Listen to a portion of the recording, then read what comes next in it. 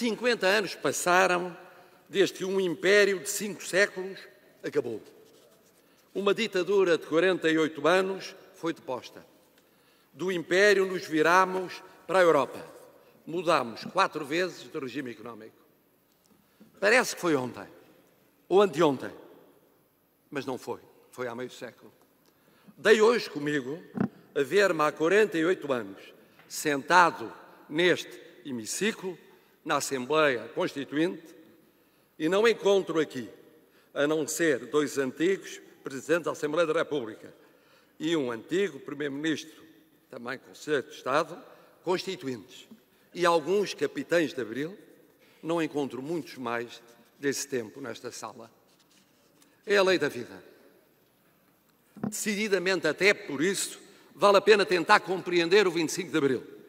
Porque não foi antes, porque foi como foi, o que uniu mas dividiu, os seus tempos e modos, e como chegámos até hoje. Primeira questão, por que foi tão tarde o 25 de Abril?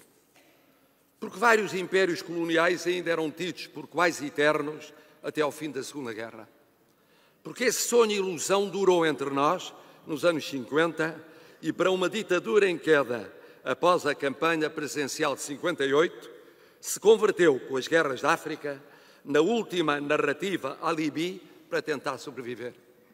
E porque o sucessor do chefe do regime, só em 72, tornou totalmente visível a impossibilidade de democratizar, sequer de liberalizar e, sobretudo, de descolonizar. Assim, as tentativas militares e civis de abreviar o império, de obrigar à sua transição, de preparar o seu fim, falharam todas. As da oposição, sempre severamente reprimidas. As da situação, sempre ignoradas. O império, mesmo já sem futuro, agarrou-se, e com ele a ditadura, à ilusão da sobrevivência impossível. Segunda questão, porque foi como foi? Porque só assim teria sido possível. A ditadura nascera pela mão das Forças Armadas, dos jovens oficiais revoltados, com a indiferença política perante a sua quase solitária luta na Grande Guerra. A ditadura cairia pelas mãos de outros jovens capitães, com 1, 2, 3, 4, 5 comissões africanas, livres, conhecedores do terreno e da situação nele vivida, descomprometidos ou mesmo opositores à ditadura.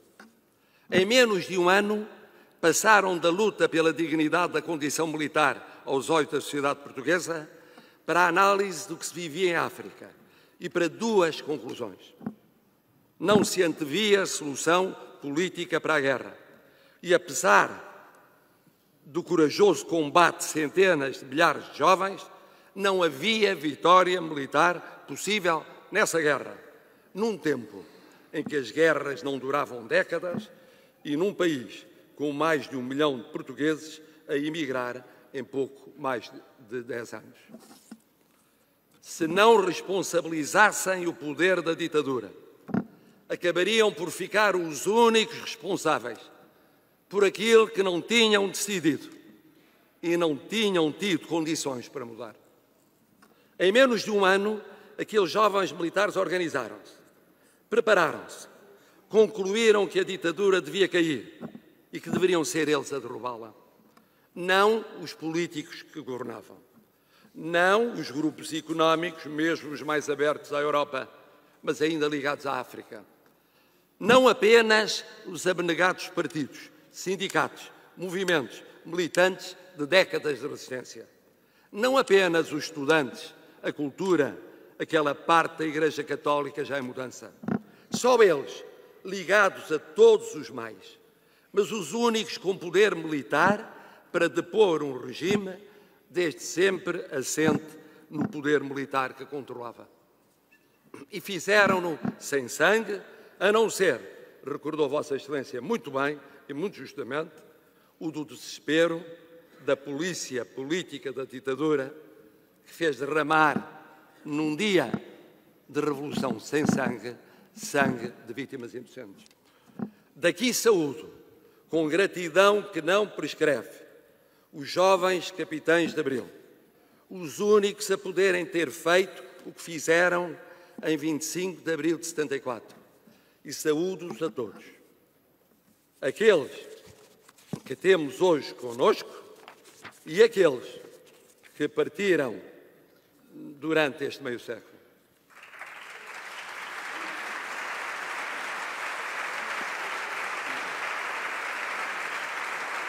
Terceira questão: por que foi tão agitado o pós-25 de abril?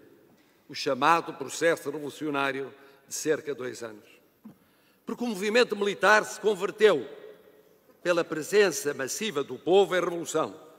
Porque dentro de qualquer revolução não há uma, há inúmeras revoluções, com projetos diferentes e líderes diversos, militares e civis, já que aos partidos vindos da clandestinidade se juntaram outros, entretanto formados. E como em todas as revoluções, e como em todas as constituintes e constituições, há quem ganhe e há quem perca. E isso mudou ao longo da Revolução. Uns queriam primeiro levar mais longe a sua Revolução, outros abreviá-la com a sua Constituição. E dentro de uns e de outros, e dos pactos assinados entre os jovens capitães e partidos, muito foi mudando entre 74, 75 e 76. Sendo então presidentes 2 destacados chefes militares e governantes na ditadura, um destemido detonador de consciências pela sua obra de 73 nas vésperas de abril, o outro viria a ser decisivo para evitar um confronto civil em novembro de 75. No fim, ganhou um setor político-militar, protagonizado, de algum modo, pelo documento dos 9, de que sairia o nome do candidato a primeiro Presidente da República eleito, aqui hoje conosco, essencial na transição da Revolução para a democracia, que saúdo muito efusivamente, sempre teimosamente avesso, na sua humildade, a todas as homenagens, incluindo a do Marechalato.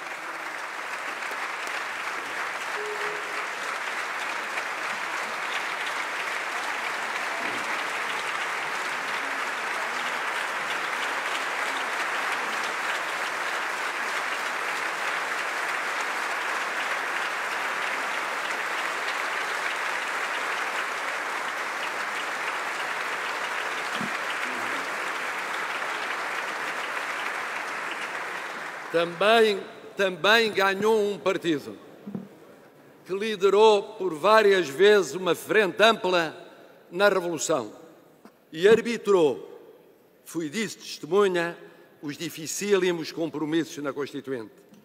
Um partido liderado por um homem que acabou por ser, de facto, o imediato vencedor civil da Revolução.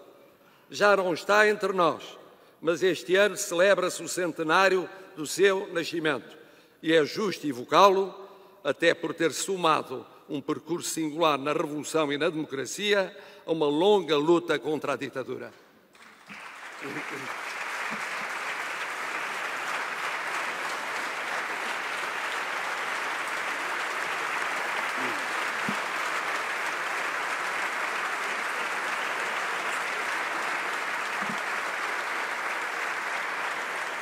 Ele foi o imediato vencedor civil, mas a história recorda, com o devido relevo, 3 outros principais pais fundadores do sistema partidário.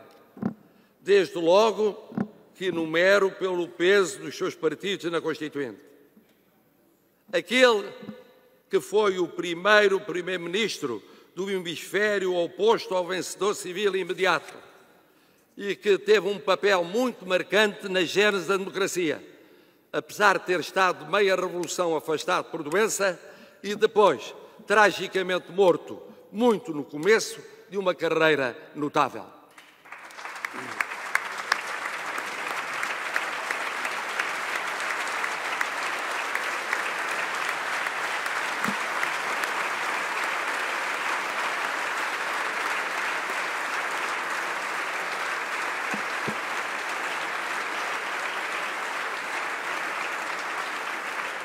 O segundo, seguindo a ordem do peso na Constituinte, o mais antigo e mais persistente lutador contra o salazarismo, com mais provas de resistência na prisão, na clandestinidade e no exílio.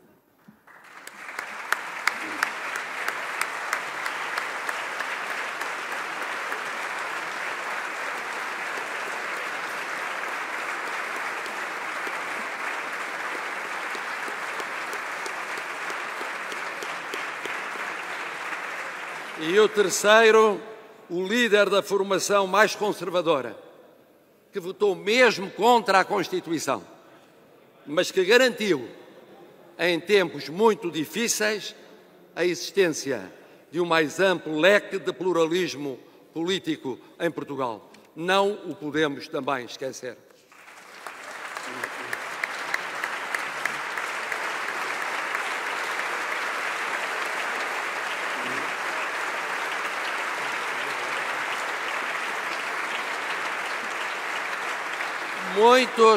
Muitos e muitos outros, como eles, batalharam e tantas vezes venceram. E outros batalharam e perderam. Pouco ou muito. E alguns se desiludiram. Uns no próprio 25 de Abril, outros no 28 de Setembro, outros no 11 de Março, outros no Verão Quente, outros no crucial 25 de Novembro, que acabou por definir o desfecho da Revolução.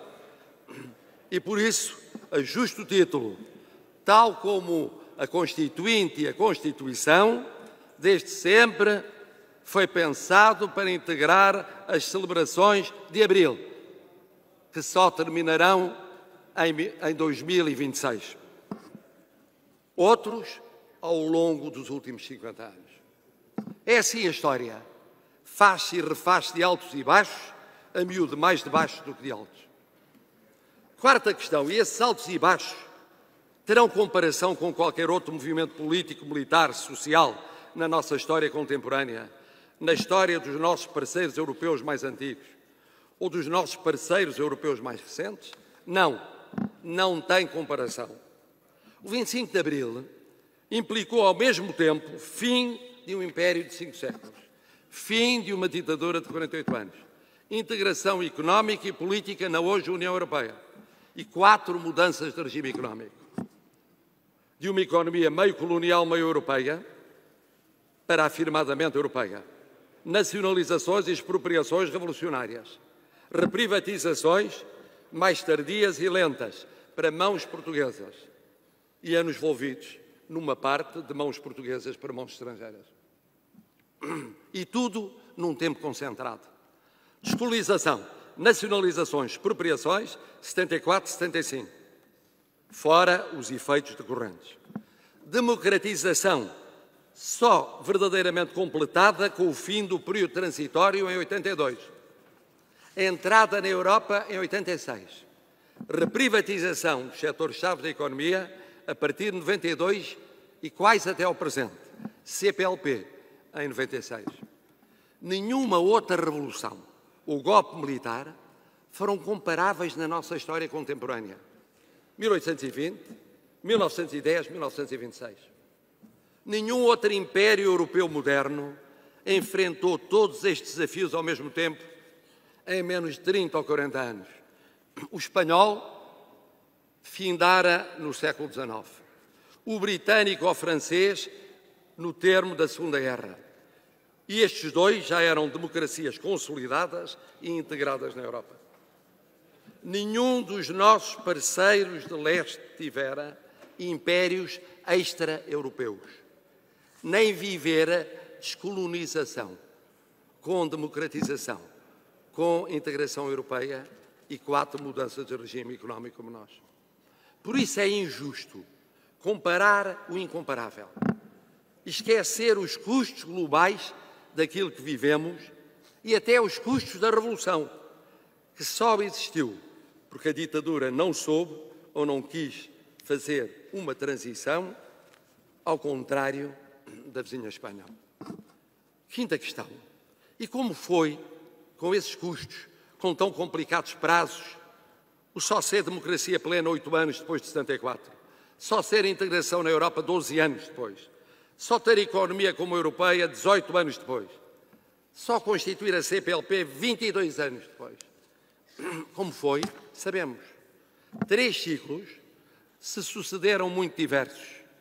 O ciclo da estabilização do regime político de 76 a 86, nascido à esquerda, terminado à direita. O ciclo da estabilização do regime económico de 86 a 96, à direita. O ciclo dos novos desafios externos e internos, de 96 até hoje, esmagadoramente à esquerda, com 2 janelas à direita. Primeiro ciclo da estabilização do regime político, com 2 protagonistas cimeiros. O presidente saído dos vitoriosos militares, que pilotou a transição da Revolução para a Democracia, e o primeiro-ministro saído dos vencedores civis da Revolução, que lhe sucederia em Belém em 1986. Entre governos partidários, governos presidenciais, cumprimento escrupuloso pelos militares da promessa de regressar aos quartéis em 82, abertura do acesso ao poder executivo do hemisfério de direita. Foram 10 anos agitados, de executivos breves, de indefinição do modelo económico, culminando na adesão às comunidades europeias em 86, assim acabando por escolher o modelo económico para o futuro. Segundo ciclo, o da estabilização do regime económico, também com 2 protagonistas cimeiros. O Presidente da República, primeiro Presidente civil, como fora o primeiro Primeiro-Ministro em democracia, e o mais duradouro, o Primeiro-Ministro em democracia. Ciclo este que beneficiou da adesão europeia e dos seus fundos e da permanência do mesmo partido no governo desde 79 até 96, embora com 2 anos partilhados de primeiro. Ciclo que reforçou a estabilidade governativa, introduziu o equilíbrio financeiro e, no quadro do regime económico, lançou as reprivatizações. O Primeiro-Ministro viria mais tarde a ser o 4º Presidente da República e o primeiro do hemisfério de direita.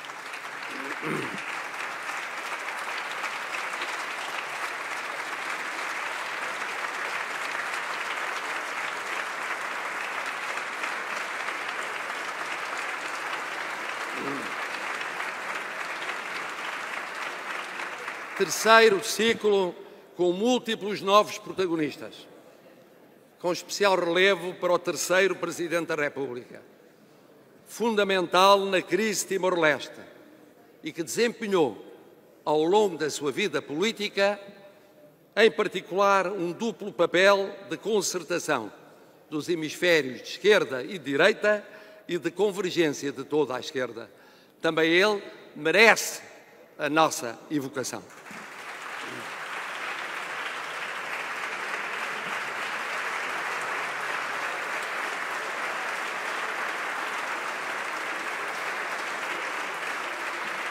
E depois, inúmeros primeiros ministros, de que cito apenas 2 pelos cargos internacionais: o futuro secretário-geral das Nações Unidas e o já passado Presidente da Comissão Europeia.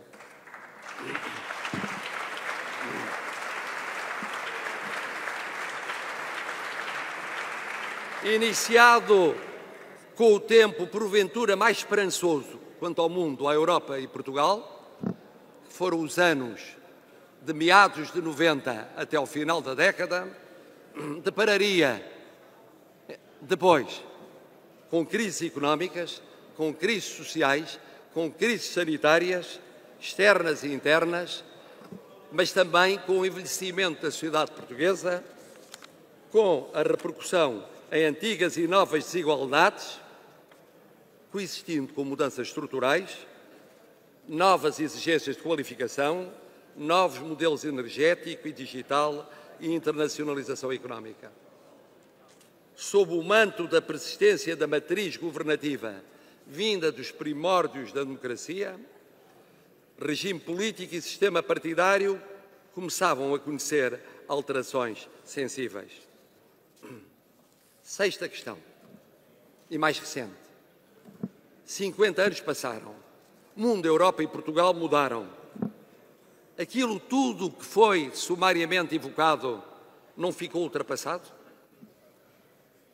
Os mais novos desconhecem parte destes 50 anos. Muitos dos menos novos dele têm recordações distantes. Apareceram novas ideias, novos movimentos, novos partidos, novos parceiros, novos fenómenos mediáticos, novos problemas sociais a se somar aos antigos. Desafios externos a agravar os do foro doméstico.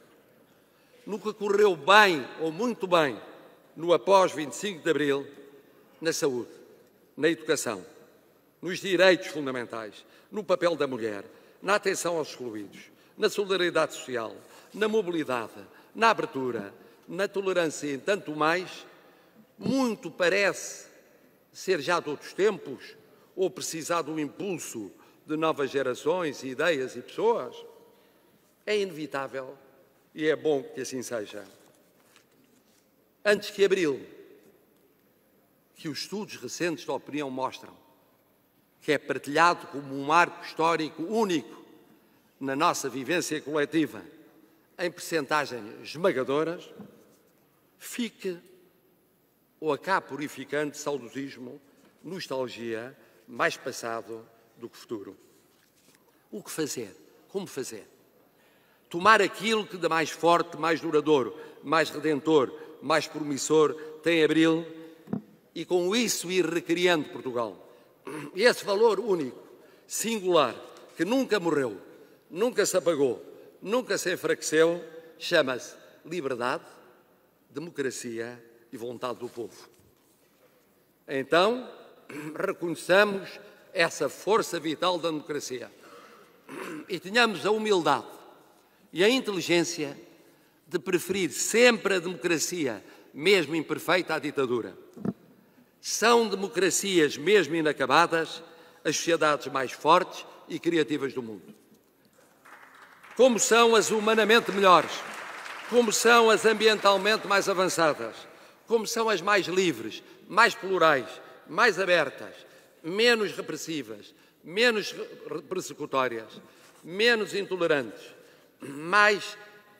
menos avessas à diferença, mais abertas a todos, mesmo a todos, incluindo aqueles que contestam no todo ou em parte essa democracia. Há na qualidade mais democráticas e menos democráticas? Sim, consoante a qualidade política ser acompanhada pela qualidade económica, social e cultural, no fundo a igualdade. Mas ninguém quer trocar uma democracia menos perfeita por uma ditadura ainda que sedutora ou escondida por detrás de tiques iliberais.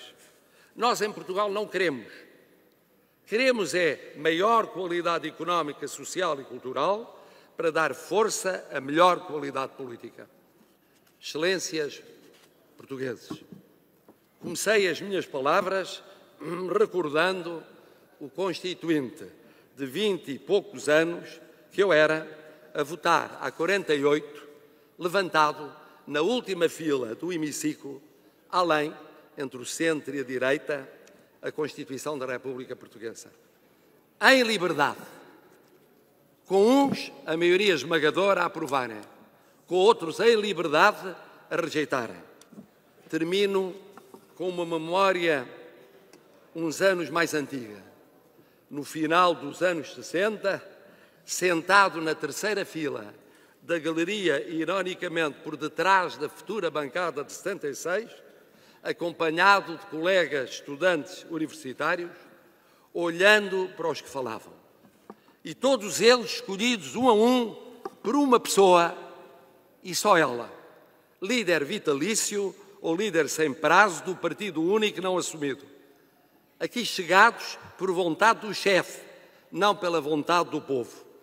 Um hemiciclo tão diferente, tão oposto ao de 76, ao dos últimos 50 anos, ao de hoje. Um hemiciclo de escolha popular seria impossível de encontrar em 35, em 45, em 55, em 65, em 24 de abril de 74. Definitivamente o caminho que queremos não é esse.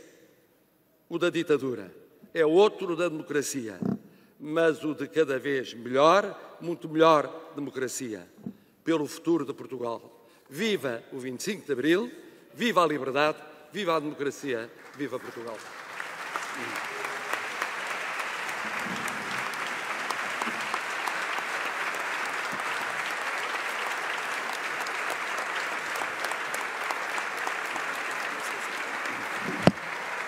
Muito obrigado.